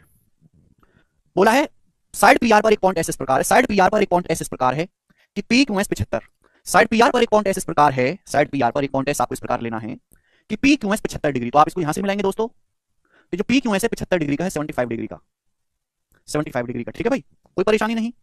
ये angle P Q R 120 degree है, तो ये कितना आएगा मेरे दोस्तों, ये आएगा 45 डिग्री। 75 डिग्री तो बच्चों आएगा 45 डिग्री, क्योंकि ये पूरा 120 है, ये पूरा 120 है, 75 है तो 45 हो जाएगा, 120 में से 75 घटाएंगे 45 डिग्री हो जाएगा। आपसे पूछा क्यू एस की लंबाई क्या होगी, ये आपको निकालना है क्यू एस, बताओ। ये भी पिछले तरीके से ही क्वेश्चन सॉल्व हो जाएगा, ये एंगल बाइसेक्टर नहीं है यहां पर, ठीक है भाई। चलो, ये साइड आपको 16 दिए, 15 दिए, पूरा एंगल 120 है, एंगल पी क्यू आर 75 है तो 45 हो जाएगा 120 में से। आपको ये निकालना है एक्स, क्यू एस की लंबाई निकालनी। तो क्या तरीका सिखाया कि जब भी मेरे प्यारे भाई, जब भी मेरे प्यारे भाई किसी भी ट्राइंगल में दो साइड दी हैं और बीच का एंगल दिया है तो एरिया को बराबर करके आप लेंथ निकाल सकते हो, एरिया बराबर करके। अब एरिया क्या होता है किसी भी ट्राइंगल का, 1/2 एक्स वाई साइन थीटा। अब 1/2 लिखने की जरूरत नहीं है, वो कट ही जाएगा। तो ये 16, ये 15, बीच का एंगल है 120, तो 16 गुणा 15 बीच के एंगल का साइन। अब साइन 120 डिग्री मैंने आपको लिखवाया है √3/2, साइन 120 डिग्री होगा √3/2 बराबर, ये साइड है 16, ये है एक्स और बीच का एंगल है 75, तो 16 गुणा एक्स बीच के एंगल का साइन, साइन 75 डिग्री भी मैंने आपको लिखवाया है √3 + 1/2 √3 + 1/2। वो अलग बात है कि आप कुछ पढ़ते नहीं है तो आप कहोगे सर कैसे आया, साइन 75 √3 + 1/2। ये 15 है, ये एक्स है, बीच का एंगल है 45, तो 15 गुणा एक्स, 15 गुणा एक्स बीच के एंगल का साइन, साइन 45 डिग्री होता है 1/√2, ठीक है ना। बार बार 1/2 नहीं लिखा मैंने को, वो कट ही जाएगा मेरे दोस्तों, ठीक है जी। अब बताओ मेरे प्यारे भाई यहां से क्या आएगा, 2 से 16 8 बार कट गया है भाई, ये तो कटेगा नहीं ना। यहां भी 2 से 16 मेरे दोस्तों 8 बार काट लेते हैं, तो 8 × 15 120√3 आ गया, 15 × 120√3 बराबर, बराबर मेरे दोस्तों 120√3। अब √2 यहां भी है, √2 यहां भी है, तो √2 तो एलसीएम ही आ जाएगा, रूट 2 तो एलसीएम ही आ जाएगा ना, रूट 2 यहां भी, रूट 2 यहां भी है। अब 8x, देखो x x कॉमन ले लेते हैं, x यहां से कॉमन ले लेते हैं, यहां से और यहां से x कॉमन ले लेते हैं, ब्रैकेट में क्या बचेगा, ब्रैकेट में बचेगा 8 रूट 3 और 8 एकम 8, 8 प्लस 15 यहां से बचेगा 15 23, तो 8 की रूट 3 में गुणा करेंगे 8 रूट 3, फिर 8 की 1 में गुणा करेंगे 8, और 8 में जब ये x कॉमन ले लिया 15 बचा, 8 में 15 जोड़ूंगा 23, तो ये आएगा, यानी कि नीचे 23 आएगा, 23 ये वाला ऑप्शन आ गया, ए ऑप्शन। कॉमन ले लिया मैंने ऊपर से x, ठीक है भाई, रूट 2 की यहां गुणा कर देंगे, रूट 2 की रूट 3 में 120 रूट 6, 120 रूट 6 अपॉन ये 8 रूट 3 प्लस 23 नीचे आ जाएगा अपॉन 8 रूट 3 प्लस 23, ये x की वैल्यू आ गई। कौन सा ऑप्शन है मेरे प्यारे भी, ऑप्शन नंबर यहां से पहला, ये करेक्ट है, बात समाप्त। ठीक है जी, 23 को देखते ही पहला ऑप्शन आप मार्क कर देंगे। कर पाएंगे सवाल, बहुत बढ़िया सवाल। आगे चलते हैं नेक्स्ट कंसेप्ट की तरफ। नेक्स्ट कंसेप्ट क्या मतलब, ये वो सवाल है जो सवाल से ही सिखाए जाते हैं, ये वो क्वेश्चन है इनको अलग से नहीं, सवालों से ही एक्सप्लेन किया जाता है, ऐसे सवाल थे ये दोनों ही। नेक्स्ट आप बताएंगे जी सवाल नंबर 4 क्या होगा मेरे प्यारे भाई।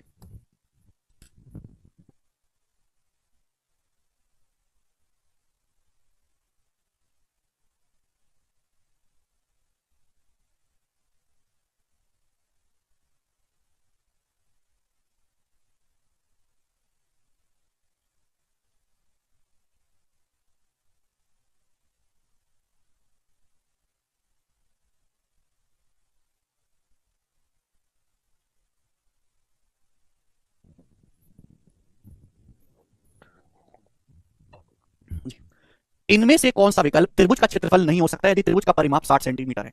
इस सवाल से मेरी गहरी यादें हैं कि जब मैं अपने कॉलेज में, जब हमारी कंपनी आई थी टीसीएस जो आपका पेपर करवाती है, उसी कंपनी में जब मेरा प्लेसमेंट हुआ था, जो कि मैंने छोड़ दी थी नौकरी, तो उसके जो टीसीएस पेपर करवाती है ना अपना, उसमें मेरे से ये सवाल पूछा था उन्होंने, मेरे से क्या सभी से पूछा था अपने एग्जाम में। ठीक है भाई, तो इसलिए मैं इस सवाल को करवाता हूं। उसके बाद मैंने गूगल पे सर्च किया तो इस सवाल और भी कई एग्जामों में आया हुआ है, इस कंसेप्ट पर बेस सवाल, डायरेक्ट ये नहीं, इस कंसेप्ट पर बेस सवाल। 3 का डिविजिबिलिटी रूल लगा के 171, वाह बेटे, कोई सिर पैर नहीं, कोई लॉजिक नहीं, बस लगा दिया। इनमें से कौन सा विकल्प त्रिभुज का एरिया नहीं हो सकता यदि त्रिभुज का परिमाप 60 है। यदि किसी त्रिभुज का परिमाप 60 सेंटीमीटर है तो इन चारों में से कौन सा उस त्रिभुज का एरिया नहीं हो सकता। सवाल में ये कहीं नहीं बोला कि साइड इंटीजर है, रूट में है, क्या है, ध्यान से सुनिएगा मेरे प्यारे भी। इस सवाल को करने से पहले आपको ये कंसेप्ट जानना होगा। इफ यदि किसी ट्राइंगल का पेरीमीटर फिक्स है, if perimeter is fixed, if perimeter is fixed, then area will be maximum, then area will be maximum when triangle is equilateral। अगर किसी त्रिभुज का परिमाप फिक्स है, देखो ये सवाल बहुत ही अच्छे लेवल का क्वेश्चन है क्योंकि इसमें आपको बहुत डीप में जाके सोचना पड़ेगा। सिंपल अगर सवाल पूछा होता, सिंपल अगर सवाल पूछा होता तो 50% बालक इसको कर सकते थे, लेकिन सवाल इस तरीके से लिख दिया कि इसमें आप 10% बालक भी नहीं कर पाएंगे। अगर किसी त्रिभुज का परिमाप फिक्स है तो उस त्रिभुज का जो अधिकतम क्षेत्रफल होगा वो तब होगा जब ट्रायंगल इक्विलेटरल हो। अगर सवाल के कंसेप्ट को ढंग से पढ़ो, अगर किसी त्रिभुज का परिमाप फिक्स है तो त्रिभुज का क्षेत्रफल अधिकतम तब होगा जब त्रिभुज समबाहु हो। अगर किसी त्रिभुज का परिमाप फिक्स है तो उसका एरिया मैक्सिमम तभी होगा जब ट्रायंगल इक्विलेटरल हो। देखो 60 सेंटीमीटर, आपसे बोला इनमें से कौन सा विकल्प त्रिभुज का एरिया नहीं हो सकता यदि त्रिभुज का परिमाप 60 है। 60 सेंटीमीटर परिमाप वाले दुनिया में बहुत त्रिभुज बनाए जा सकते हैं दुनिया में, जैसे कि ये बना लो 20 16 24, और इसका पेरीमीटर 60 है। 60 है कि नहीं, आप बोलोगे सर बिल्कुल 60 है। आप ये बना लो मेरे दोस्तों 15 28 17, ये बना लीजिए मेरे दोस्तों, इसका परिमाप भी 60 है। तो 60 सेंटीमीटर परिमाप वाले दुनिया में बहुत अनंत त्रिभुज बनाए जा सकते हैं जिनका परिमाप 60 हो, लेकिन उन सभी ट्राइंगल में सबका एरिया अलग अलग होगा, परिमाप सबका फिक्स है, इसका भी 60 इसका भी 60 है ना। बहुत सारे त्रिभुज बनाए जा सकते हैं जिनका परिमाप 60 है, लेकिन सबकी भुजा अलग अलग है, एरिया भी अलग अलग आएगा। इन सभी ट्राइंगल में सबसे ज्यादा जो एरिया होगा वो इस ट्राइंगल का होगा जिसकी तीनों भुजाएं बराबर हो, यानी कि 20 20 20 हो। 20 20 20 करेंगे तो 60 आएगा, आप बोलोगे है सर। तो 60 सेंटीमीटर परिमाप वाले दुनिया में करोड़ों त्रिभुज हैं, कितने भी दशमलव में ले लो साइड बनते रहेगा, लेकिन उन सभी में जो मैक्सिमम एरिया बनेगा वो इस ट्राइंगल का होगा जिस जो इक्विलेटरल है। इस त्रिभुज का एरिया मैक्सिमम होगा, यानी कि अगर मैं कोई त्रिभुज बनाता हूं जिसका परिमाप 60 है तो उस त्रिभुज का मैक्सिमम एरिया क्या होगा, मैक्सिमम एरिया। अब देखिए पेपर में जो है, अगर सवाल ये बन जाता सवाल कि भाई एक त्रिभुज का परिमाप 60 सेंटीमीटर है, बताओ इसका अधिकतम क्षेत्रफल क्या होगा, अधिकतम क्षेत्रफल इसका क्या होगा, तो सारी दुनिया कर लेगी अधिकतम क्षेत्रफल क्या होगा, इक्विलेटरल ट्रायंगल पे बनेगा। लेकिन यहाँ एक लेवल और आगे पूछा है सवाल, 60 सेंटीमीटर परिमाप वाले लाखों त्रिभुज उपलब्ध हैं, लेकिन उन सभी में जो मैक्सिमम एरिया आएगा वो इस वाले ट्रायंगल का आएगा 20, जिसकी तीनों भुजाएं बराबर हो, जो इक्विलेटरल हो, 20 20 20। और मैंने आपको सिखाया है कि अगर किसी इक्विलेटरल ट्रायंगल की साइड ए है तो उसका जो एरिया होता है, एरिया वो √3/4 a स्क्वायर होता है। √3/4 इक्विलेटरल ट्रायंगल की साइड 20 है, तो 20 का स्क्वायर 400, 400 को 4 से भाग दूंगा 100√3, तो ट्रायंगल का जो मैक्सिमम एरिया आएगा वो 100√3 होगा। परिमाप होता, जितेंद्र कह रहे हैं परिमाप क्या होता है, जितेंद्र परिमाप होता है त्रिभुज की तीनों साइडों का योग। कितनी बार मैं आपको ये बात बताऊं, अब देखो √3 की जो वैल्यू होती है वो अप्रोक्स 1.732 होती है कि नहीं। अब 1.732 का 100 गुना में करूंगा तो आएगा 173.2, यानी कि त्रिभुज का जो मैक्सिमम परिमाप एरिया आएगा वो ये होगा। यानी कि अगर किसी त्रिभुज का परिमाप तीनों भुजाओं का योग पेरीमीटर 60 है तो उस त्रिभुज का अधिकतम क्षेत्रफल 173.2 होगा। 173.2 से बड़ा नहीं हो सकते, सारे पॉसिबल है लेकिन 173.2 से बड़ा ये ऑप्शन पॉसिबल नहीं है। इस सवाल का आंसर होगा डी। बहुत ही कंसेप्चुअल सवाल है मेरे प्यारे भाई। ठीक है भाई, मुझे लगता है कि आपको ये बात अच्छी तरीके से समझ में आई है। आगे चलते हैं, नेक्स्ट क्वेश्चन। दो सवाल और बताऊंगा मेरे प्यारे भाई, ये बताएंगे जी। सवाल है आपके सामने यहाँ पर 5, बनाओ। बहुत प्यारा सवाल है, बहुत प्यारा क्वेश्चन, करेंगे। Very good Narendra, happy birthday Ishan, happy birthday भाई ईशान। अच्छा, आप लोगों में से बुलंदशहर कौन कौन, बुलंदशहर से कौन कौन है? आपको पता है कि मैं बुलंदशहर में छोटा सा कस्बा है शाना में, वहां से हूँ। तो कल आपकी छुट्टी रहेगी, कल आपकी क्लास नहीं है क्योंकि मैं शाना जा रहा हूँ। क्योंकि हम अभी दशहरा दिवाली आने वाली है, तो हम जो है इस बार की रामलीला का शुभारंभ करेंगे वहाँ पे। जो वहाँ की जो कमेटी है, रामलीला कमेटी, जितने भी बनिए ब्राह्मण लोग हैं, ये सारे काम करवाते हैं, तो मैं वहाँ पे जाऊँगा। ठीक है, उन्होंने मुझे आमंत्रित किया है। तो जितने भी स्टूडेंट वहाँ के आसपास के, मुझसे मिलेगा। मैं बहुत सारी किताबें भी लेके जा रहा हूँ, और किताबें मैं वहाँ पे बांटूंगा बच्चों को।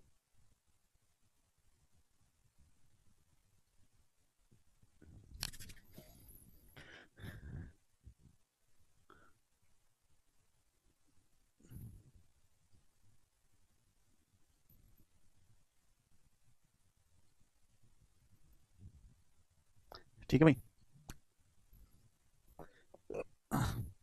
कल शाम को 6 बजे।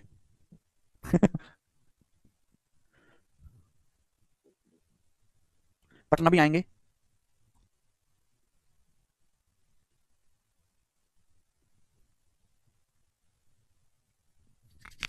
एक त्रिभुज की 3 भुजाएं 8, 17 और x सेंटीमीटर है। x के किस मान के लिए ट्राइंगल का एरिया मैक्सिमम होगा? एक ट्राइंगल की 3 साइड मेरे दोस्तों 8, 17 और x हैं। x के किस मान के लिए ट्राइंगल का एरिया मैक्सिमम होगा? बताओ बच्चों। अरे छोड़ो, चलिए बात छोड़ो, पहले सवाल करके बताओ। सवाल सवाल का आंसर बताइए। एक त्रिभुज की 3 भुजाएं 8, 17 और x हैं। x के किस मान के लिए त्रिभुज का क्षेत्रफल अधिकतम होगा? x की किस वैल्यू के लिए? बनाएं। तो बच्चा कहेगा सर 8, 15, 17 ट्रिपलेट लगा दो सर। 15 आंसर। 15 नहीं है भाई, 15 नहीं है। ध्यान से सुनो, सवाल पे करो, 15 नहीं है। बोला एक त्रिभुज की 3 भुजाएं 8, 17 एक्स है। 2 भुजाएं तो पता है, तीसरी भुजा नोन है। एक्स की वैल्यू क्या होनी चाहिए जिससे कि ट्राइंगल का एरिया मैक्सिमम हो? एक्स की वैल्यू क्या होनी चाहिए जिससे कि त्रिभुज का क्षेत्रफल अधिकतम हो? देखो भाई, मुझे ये दोनों भुजाएं पता है। मैंने मान लिया कि इनके बीच का ये जो वाला कोण है थीटा, मैंने मान लिया कि इनके बीच का कोण थीटा है। तो आप मुझे बताओ, अगर किसी ट्राइंगल की 2 साइड दी हो और उनके बीच का कोण पता है, तो थीटा क्या होता है? एरिया क्या होता है? एरिया क्या होता है? 1/2 साइड्स का प्रोडक्ट, बीच के एंगल का साइन, ये होता है एरिया। किसी भी त्रिभुज का क्षेत्रफल होता है 1/2 भुजाओं का गुणनफल, बीच के एंगल का साइन। ये बात समझ में? आपसे मेरे प्यारे भी पूछा है एरिया की मैक्सिमम वैल्यू। एरिया में अगर त्रिभुज का क्षेत्रफल अधिकतम है तो एक्स का मान क्या होगा? ये ट्राइंगल का एरिया है मेरे प्यारे भी। देखो सब कुछ फिक्स है, साइन थीटा। आप ट्रिग्नोमेट्री में जानते हो कि साइन थीटा की मैक्सिमम वैल्यू जो होती है वो 1 होती है। साइन थीटा और कॉस थीटा की, और वो भी कब? जब थीटा 90 डिग्री हो। थीटा 90 डिग्री पे साइन थीटा मैक्सिमम होता है 1। यानी कि ट्राइंगल का एरिया मैक्सिमम तभी होगा, ट्राइंगल का एरिया मैक्सिमम तभी होगा मेरे प्यारे भाई, ध्यान सुनिएगा। त्रिभुज का क्षेत्रफल एरिया मैक्सिमम तभी होगा जब साइन थीटा 1 हो, और साइन थीटा 1 तभी बनेगा जब ये वाला जो एंगल है ये 90 डिग्री का होगा, क्योंकि साइन 90 डिग्री का बनेगा मेरे प्यारे भाई 1। त्रिभुज का क्षेत्रफल अधिकतम तभी होगा जब ये साइन थीटा मेरे प्यारे भाई यहां पर मैक्सिमम होगा 1। यानी कि अगर आपसे सवाल में ये पूछा होता ना, अगर आपसे क्वेश्चन ये बन जाता कि एक त्रिभुज की साइड 8, 15 और x है, बताओ इस ट्राइंगल का अधिकतम क्षेत्रफल क्या होगा, तो इस त्रिभुज का अधिकतम क्षेत्रफल आ जाता ये 15 8 120/2 60 सेंटीमीटर स्क्वायर। ये सवाल बनता मेरे प्यारे भाई। क्वेश्चन पेपर में भी बन सकता है कि एक त्रिभुज की 2 भुजाएं, सॉरी 8, 17 है, सॉरी यहाँ पे 8, 17 है ये, सॉरी 8, 17 है ये, 17, 17, 68। अगर आपसे सवाल में पूछा होता ना कि त्रिभुज का अधिकतम एरिया क्या होता, तो आप बताते 68, 68 आप बताते 68। क्लियर है? लेकिन आपसे ये नहीं पूछा, आपसे पूछा कि अगर ट्राइंगल का एरिया मैक्सिमम है तो एक्स का मान क्या होगा। तो भाई ये बहुत ही लॉजिकल सवाल है, आपको करके मजा आया होगा। अरे भाई साइन थीटा की मैक्सिमम वैल्यू 1 होती है, वो तब जब थीटा 90 डिग्री होगा मेरे प्यारे भाई। तो 8 है, 17 है, तो 90 डिग्री के सामने ये एक्स है, तो इसकी वैल्यू क्या होगी? 8 का स्क्वायर 64 और 17 का स्क्वायर 289, तो आ जाएगा √353। तो एक्स की वैल्यू √353 होगी मेरे दोस्तों, जो कि आएगा आपका 19 से छोटा आएगा, 18 से बड़ा। 18 का स्क्वायर 324 होता है, 19 का स्क्वायर 361 होता है, तो 18 पॉइंट समथिंग आएगा, सी ऑप्शन। बहुत बेहतरीन सवाल है, जबरदस्त क्वेश्चन। तो 2 क्वेश्चन यहां से बन सकते हैं। ठीक है भाई, चलो एक लास्ट क्वेश्चन मैं आपसे पूछता हूं, बताओ करो। एक त्रिभुज की एक भुजा की लंबाई 8 है, दूसरी भुजा की लंबाई 5 है। निम्न में से कौन सा त्रिभुज का एरिया हो सकता है? 24, 20, 5। एक ट्राइंगल की एक भुजा की लंबाई 8 है, दूसरी 5 है, कौन सा एरिया हो सकता है?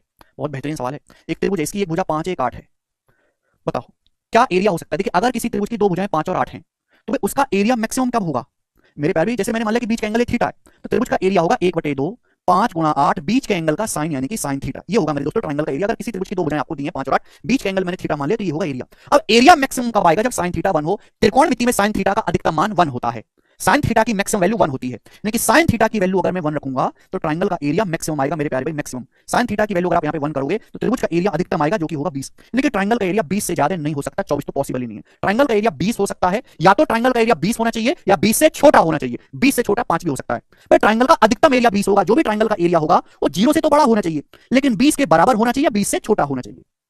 ट्राइंगल का जो एरिया है वो 0 से बड़ा और 20 के बराबर या उससे छोटा कुछ भी हो सकता है मेरे प्यारे भाई। तो ट्राइंगल का एरिया 5 भी पॉसिबल है, 6 भी, 7 भी, 10.5 भी, 11 भी, 12 भी, कुछ भी हो सकता है ट्रायंगल का एरिया। आप साइन थीटा की देखो, ट्रायंगल का एरिया क्या है, 1/2 5 गुणा 8 बीच के एंगल का साइन साइन थीटा। आप साइन थीटा का मान बदलते जाओगे, ट्रायंगल का एरिया चेंज होता जाएगा, लेकिन मैक्सिमम एरिया ट्रायंगल का 20 ही आएगा, 20 से बड़ा नहीं हो सकता मेरे ख्याल में। अगर आपने साइन थीटा की वैल्यू 3/5 ले ली, सपोज 3/5, तो एरिया क्या आ जाएगा, एरिया आ जाएगा 12। तो यानी कि एरिया 0 से तो बड़ा होगा लेकिन 20 से छोटा होगा। तो 0 20 के बीच में एरिया कुछ भी हो सकता है, 6 7 9 11 13 17, लेकिन 20 से बड़ा नहीं हो सकता। जैसे जैसे आप एंगल चेंज करते जाओगे एरिया चेंज होता जाएगा। तो मिनिमम वैल्यू 0 होगी और मैक्सिमम 20 होगी, तो एरिया 20 भी संभव है, 5 भी पॉसिबल है, यानी कि आएगा इसका सेकंड एंड थर्ड ओनली। सवाल में ये पूछा कि निम्न में से कौन सा एरिया हो सकता है, मैक्सिमम एरिया नहीं पूछा। मैक्सिमम एरिया होगा ट्रायंगल का 20, लेकिन मिनिमम तो 0। ट्रायंगल अगर मैं ऐसा बना लूं, ट्रायंगल ये बना लूं मैं, ट्रायंगल है भाई, ये 5 है 8 है और ये 13 है, तो ट्रायंगल का एरिया 0 हो जाएगा, ट्रायंगल बनेगा ही नहीं। तो 0 से बड़ा होना चाहिए और 20 से छोटा।